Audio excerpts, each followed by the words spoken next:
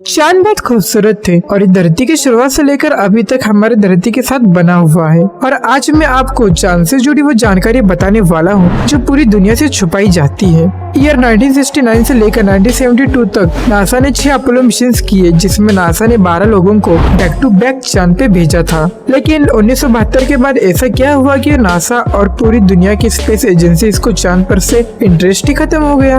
आखिर क्यों? 50 साल बीतने के बाद भी और टेक्नोलॉजी के इतने आगे होने के बाद भी आखिर नासा या दुनिया की अन्य स्पेस एजेंसीज चांद पर नहीं जाते।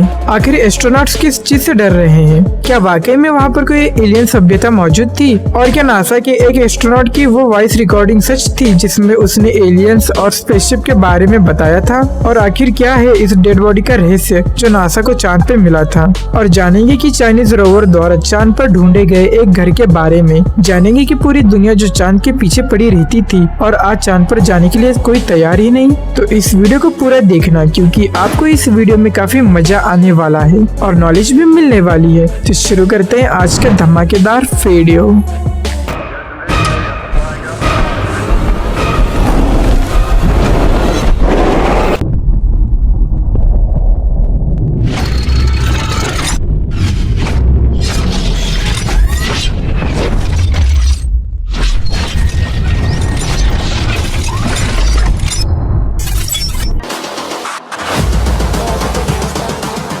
जुलाई 1969 ये वही दिन था जब नील आर्मस्ट्रांग ने चांद पर पहला कदम रखकर इतिहास रच दिया था। जिस चांद को हम इतने सदियों से देखते आ रहे हैं, उस चांद पे स्पेस एजेंसी नासा ने इंसानों को भेज दिया था। और बस इतना ही नहीं, नासा ने बस 4 सालों में ही 6 बार इंसानों को चांद पर भेजा था। और साल 1972 में चांद पर आखिरी कदम रखने वाले यूजिन सेरेन आखिरी अंतरिक्ष यात्री थे, जिसके बाद आज तक चांद पर कोई नहीं गया है। लेकिन कुछ इन्फॉर्मेशन के मुताबिक कहा जाता है कि नासा ने एक सीक्रेट मिशन किया था जिसका नाम अपोलो 20 था, जो कि 1976 में चांद पर गया था। अपोलो 20 मिशन के दौरान स्पेसशिप में मौजूद एक एस्ट्रोनॉट ने कुछ वीडियो रिकॉर्डिंग भी की थी। लेकिन उस वीडियो में सबसे चौंका देने वाली बात ये थी कि इस लेडी की डेड बॉडी कहाँ पर मिली और स्पेसशिप से इस डेड बॉडी को कहाँ पर ले गए, इस बात का खुलासा इस स्पेसशिप को चलाने वाले एक एस्ट्रोनॉट ने की। अगर आप इस डेड बॉडी को ध्यान से देखेंगे तो आपको इस डेड बॉडी के सर पे भी एक आग जैसी दिखने वाली आकृति दिखेगी, जैसे कि तीसरी आग की तरह। और इस डेड बॉडी को पृथ्वी पर एरिया 51 पे लाया गया था। जब आप अपोलो 20 मिशन इंटरनेट पे सर्च करेंगे तो विकिपीडिया पे ये जो इन्फॉर्मेशन है उसे कहा जाता है अपोलो 20 हॉक्स।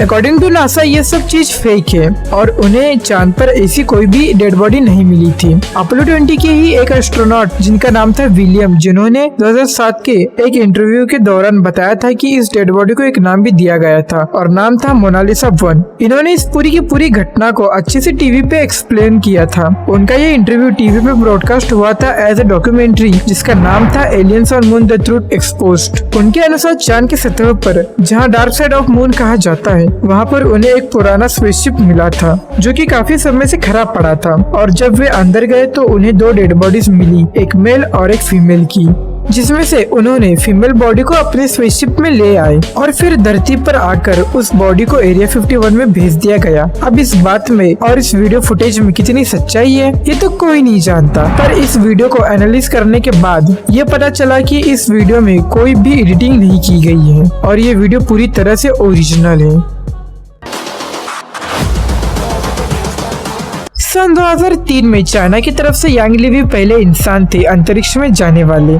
चाइना के लिए ये बहुत ही ऐतिहासिक पल था, लेकिन यांग के लिए ये बहुत ही डरा देने वाला अनुभव था।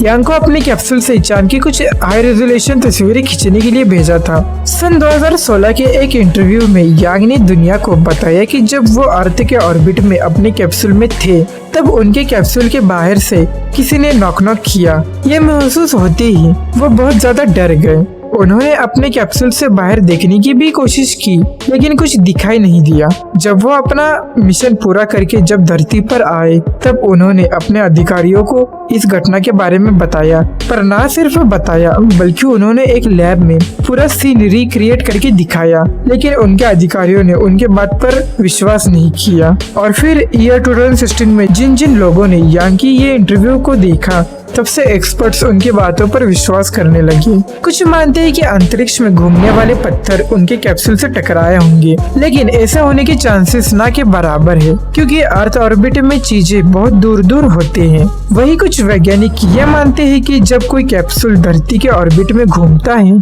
तो उसका तापमान भी बदलता रहता है, जिस वजह से कैप्सूल में लगी मेटल कभी सिकुड़ जाती है तो कभी खुल जाती है। और यांग ने जो आवाज सुनी शायद वो यही मेटल के सिकुड़ने या खुलने की थी, और इसी थियोरी को सबसे बेहतर माना गया है। लेकिन इसमें भी एक दिक्कत है कि अगर वो आवाजें इसी सिकुड़ने और खुलने की थी तो किसी और ने क्यों नहीं सुनी? वो आवाज सिर्फ यांग को ही क्यों सुनाई दी? क्या सच में कोई था जो यांग के कैप्सूल में दस्तक दी थी?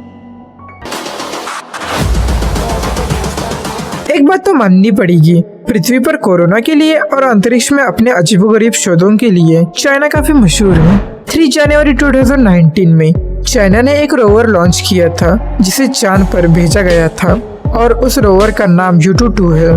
दिसंबर 3, 2021 इस दिन चीनी रोवर ने एक बहुत ही संशय कर देने वाली बात अपने ड्राइविंग डायरी में लिखा। ऑन दिस टाइम ये रोवर चांद के वोन कार्बर कार्टर वाले इलाके में है। खैर 3 दिसंबर के दिन इसने एक बहुत ही रहस्यमय कुटिया को चांद पर देखा। उसने अपने ड्राइविंग डायरी में इस संशयजनक ऑब्जेक्ट को मिस्ट्री हट का नाम दिया है। ये उसे क्षितिज पर नजर आया था और देखने में ये एक क्यूब की तरह है। चाइना स्पेस एजेंसी CNSA ने खुद इस बात की पुष्टि की है। इसके अलावा इस टॉपिक पे CNET पर भी खबर छपी थी, तो आप ये कह सकते हैं कि ये घटना पूरी तरह से सच है। गाइस, आप लोगों को क्या लगता है, Yutu-2 ने जिस कुटिया को देखा है उसे एलियंस ने बनाया होगा? क्या हमारे चांद पर एक दूसरी परग्रही सभ्यता ने कब्जा कर लिया है? अभी Yutu-2 उस क्यूब जैसे दिखने वाले आकृति से 80 मीटर दूर है और उसे उस तक पहुंचने में करीब 2 से 3 महीने लग सकते हैं। तो गाइस, आपको क्या लगता है कि वो क्या होगा? तो चलो इस बात पे आपको मैं एक ऑडियो रिकॉर्डिंग सुनाता हूँ।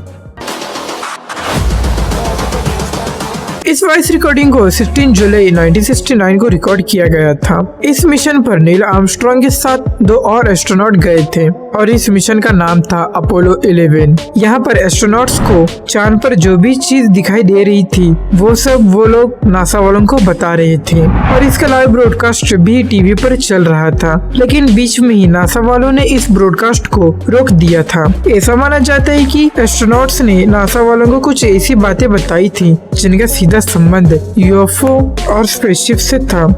ऐसा माना जाता है कि ये रिकॉर्डिंग किसी हैकर ने नासा की वेबसाइट से निकाल ली थी और उसको डार्क वेब पे डाल दिया था। अब आप खुद ही सुनिए कि एस्ट्रोनॉट ने आखिर क्या कहा था।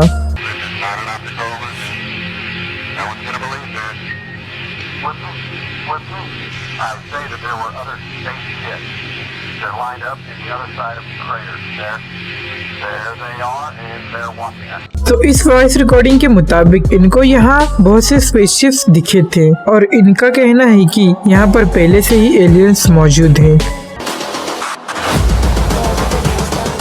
एलियंस की थ्योरी पे काम करने वाले वैज्ञानिक ये मानते हैं कि चांद अंदर से खोखला है, क्योंकि चांद के सतह के नीचे एलियंस ने अपना अड्डा बनाया हुआ है। और ऐसा इसलिए कहा जाता है क्योंकि 20 नवंबर 1969 में जब अपोलो मिशन के दौरान वैज्ञानिकों की टीम ने एक छोटे अंतरिक्ष यान को चांद पे उतारा था, तब उस यान के टकराव से चांद पर भूकंप जैसी स्थिति बन गई थी और चांद की जमीन करीब 1 घंटे तक किसी घंटी की तरह कंपन और आवाज कर रही थी। ऐसा तभी संभव है जब चांद की सतह किसी धातु से बनी हो और अंदर से चांद खोखला हो। इतना ही नहीं, चांद पर पाए जाने वाले पत्थरों में भी भारी मात्रा में यूरेनियम और नेपच्यूनियम जैसे एलिमेंट पाए गए हैं। ये बिल्कुल वही एलिमेंट्स हैं जिनका प्रयोग स्पेसशिप की बाहरी सतह पर किया जाता है ताकि स्पेसशिप अधिक तापमान और दबाव को सहन कर पाए। तो क्या चांद एलियंस का एक स्पेसशिप है जो लगातार पृथ्वी का चक्कर काटता रहता है? जैसा मानो सदियों से उस स्पेसशिप का मकसद सिर्फ पृथ्वी पर नजर रखना हो। खैर कुछ भी हो, लेकिन चांद पे वापस जाने में कोई ना कोई समस्या जरूर है, क्योंकि आज से 50 साल पहले हम चांद पर कदम रखने में सफल हुए थे, तो अब तो हम विज्ञान की दुनिया में और भी आगे आ चुके हैं। अब तो वैज्ञानिकों को चांद पर पूरा मोहल्ला ही बना लेना चाहिए। पौराणिक कहानियों में चंद्रमा से जुड़ी एक चौंका देने वाली बात मिली। ऐसा कहा जाता है कि 11वीं सदी में एक दिन चंद्रमा अचानक से गायब हो गया था और कई महीनों तक लगातार गायब ही रहा। उस जमाने में जब लोग विज्ञान के दौर में इतना आगे नहीं थे, तो उन लोगों ने किसी अनहोनी की बात समझकर चंद्रमा की पूजा पाठ करनी शुरू कर दी। और यही वजह है कि चाहे कोई भी धर्म हो, उसमें चांद का एक बेहद ही खास स्थान है।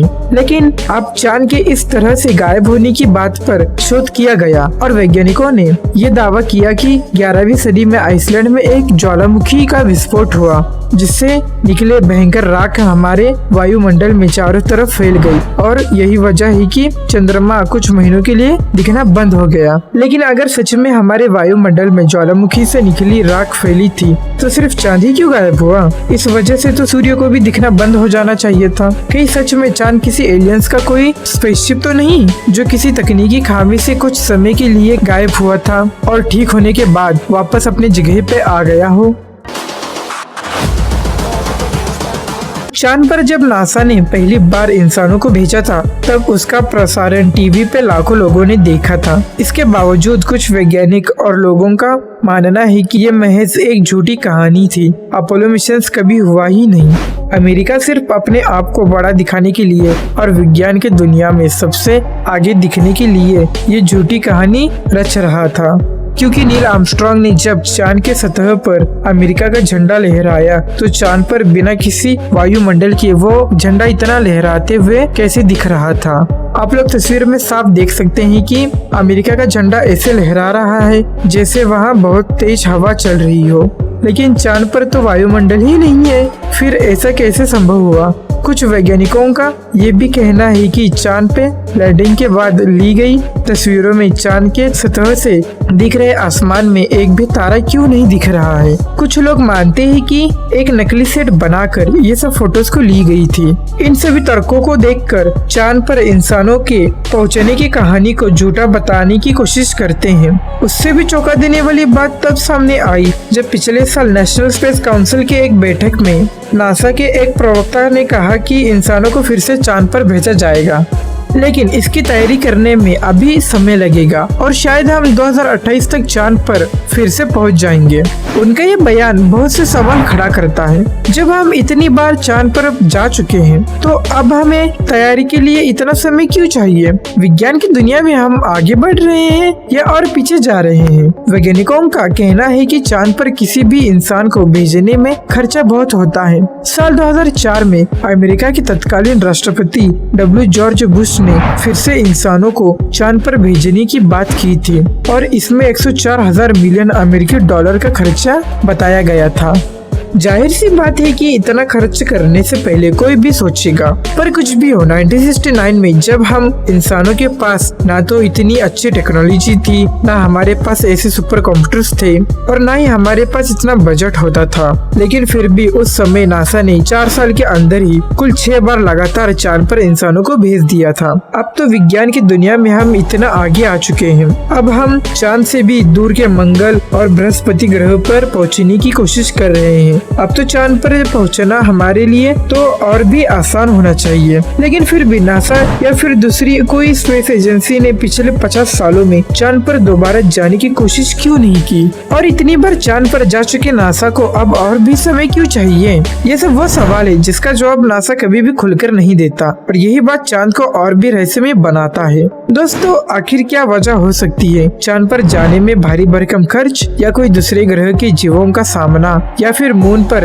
इंसानों का कदम रखने की झूठी कहानी? आप चंद्रमा पर इंसानी मिशन के बारे में क्या सोचते हो? अपनी राय कमेंट्स में जरूर बताएं। बहुत कम लोग ये जानते हैं कि अगर चांद ना हो तो हमारे पृथ्वी पर बस 6 घंटे का ही एक दिन रह जाएगा। चांद के मूवमेंट धरती पर होने वाली बहुत से चीजों को कंट्रोल करते हैं और चांद की ही वजह से पृथ्वी की घूमने की स्पीड कम है, इसलिए हमारा एक दिन 24 घंटे का होता है। अगर चांद को हमारे सिस्टम से हटा दिया जाए तो हमारी दुनिया दुनिया की घूमने की स्पीड बहुत बढ़ जाएगी। हमारा एक दिन 6 घंटे का हो जाएगा और हम इंसान अपने आधे से भी कम उम्र में ही उम्र को पूरा करके मर जाएंगे। मतलब हमारी उम्र की बढ़ने की स्पीड भी बहुत बढ़ जाएगी। थोड़ी डीप बात है, आप लोगों को तो समझ में आ ही गया होगा कि मैं क्या कह रहा हूँ। तो चांद का हमारी जिंदगी से भी बहुत बड़ा नाता है। अब तो ऐसा लगता है कि चांद के रहस्यों से पर्दा उठाने के लिए खुद ही चांद पर जाना होगा, लेकिन ये होना थोड़ा मुश्किल है।